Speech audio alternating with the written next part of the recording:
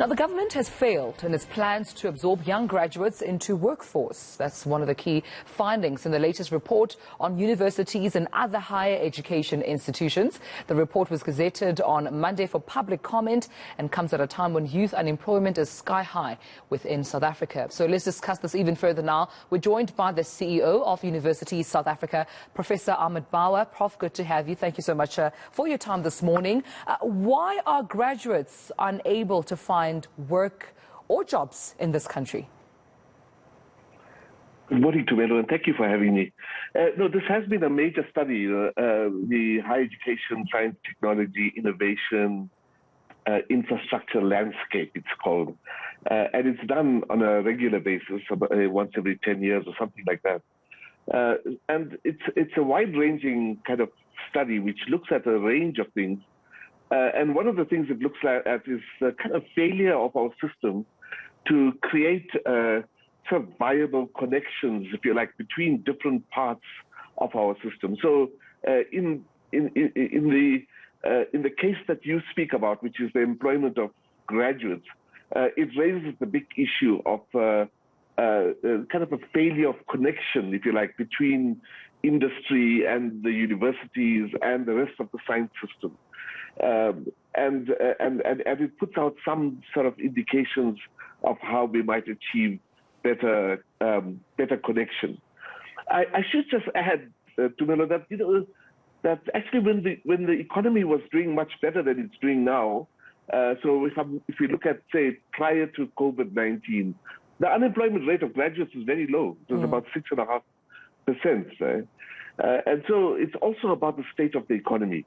It's about whether there's an absorption of graduates by the economy. Having said that, I think that there's always the opportunity for us to do better, if you like, in ensuring better articulation between what goes on in universities and what goes on in the private sector and other employment sectors, for that matter. Right. Just looking at some of the, issues or the points raised in this over 200-page report, particularly when we look at, the role of the higher education sector here. Is the report saying that there seems to be a failure in preparing workers for the labour market in South Africa as well? I mean, if I am a university graduate or university student right now preparing to go to my classes, my lectures, and I'm looking at this conversation between you and I, Prof, am I being told as a student that what I'm about to partake in my lectures may not better prepare me for the labour market in South Africa? Yeah, look, I think it's still a very good investment from young people and their families to have young people at the universities, because the unemployment rate of graduates is considerably lower than the general unemployment rate, for example. So I don't think that it's saying that. I think what the report really says is that there's need for much greater articulation between the parts of the higher education and science system amongst themselves and between that system and the world of work, if you like. So I think that's what it's arguing. I should just also add, that already there's a tremendous amount of influence, if you like, of the university programs by the professional bodies. The South African Institute of Chartered Accountants has a project with us right now about its concerns. So there's a tremendous amount of connection already. I think what the report is saying is that there needs to be higher levels of connection, if you like. Yeah. Also, what I'm picking up, Prof, from the report is that there seems to be, government programs that were initiated but not necessarily followed through. And that's been the criticism with government a lot, right? To say, we hear the promises, act on it. We absolutely buy into the promises or into the programs, but we just need you to act on it now. And I just want to point out a few, if you may allow me, Prof. Some of these projects, of course, include the Reconstruction and Development Program, RDP, Growth, Employment and Redistribution Program known as GEAR, or even the Radical Economic Transformation. So we know that there are, programs that have identified inequalities and inherent system failures. But why the slow pace from government in implementing these projects so far?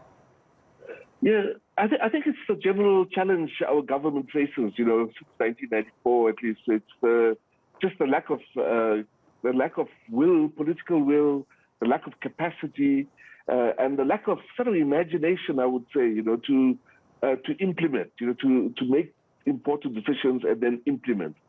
And I think one of the challenges we face as a university sector is that every time government kind of puts in a new plan, it hasn't actually brought the last one to fruition. Right. And then we get jerked into a new one, So, so I wrote a paper once, which I called Universities Caught in a Cauldron of Imaginations. We have all these different plans that come up, and then universities are pulled in one direction or the other.